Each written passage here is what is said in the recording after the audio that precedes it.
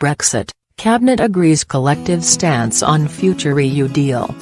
The Cabinet has reached a collective agreement on the basis of the UK's future relationship with the EU after Brexit, Theresa May has said. Ministers have signed up to a plan to create a free trade area for industrial and agricultural goods with the bloc, based on a common rule book. They also backed a customs model No 10 said would be business-friendly. The BBC's Laura Quinsberg said the plan, agreed after a 12-hour meeting, would anger many Tory Brexiteers. Our political editor said No 10 hoped the new commitments would unlock the next phase of talks with the rest of the EU, but it was not yet clear how many, or what kind, of objections were raised. Downing Street said the proposals marked a substantial evolution in the UK's position and would resolve outstanding concerns about the future of the border between Northern Ireland and the Republic of Ireland. This is a proposal that I believe will be good for the UK and good for the EU, and I look forward to it being received positively, Mrs May told the BBC.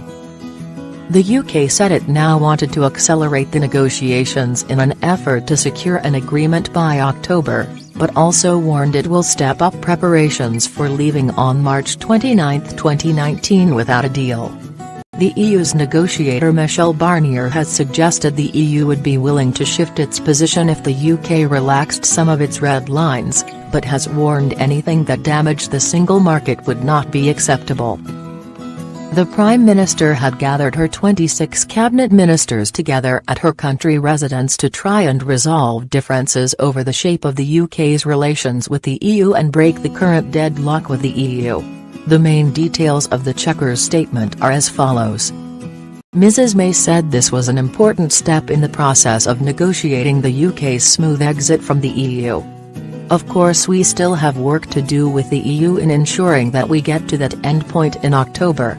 But this is good we have come today, following our detailed discussions, to a positive future for the UK, she said.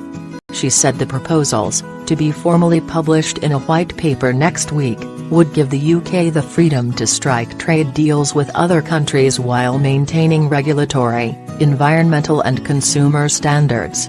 There is no mention in the document of either the single market or the customs union, which the UK has committed to leave after the end of a transition period in December 2020. Under plans for a free trade zone, the UK would be committed legally to following EU law for a large part of the economy, including manufacturing and farming. While Parliament would retain the right to diverge from EU regulations in these areas, the document makes clear that choosing not to pass the relevant legislation would have consequences for market access, security cooperation or the frictionless border. The document also commits the government to step up preparedness for a no-deal scenario, as one of a range of possible outcomes, given the short period remaining before the necessary conclusion of negotiations.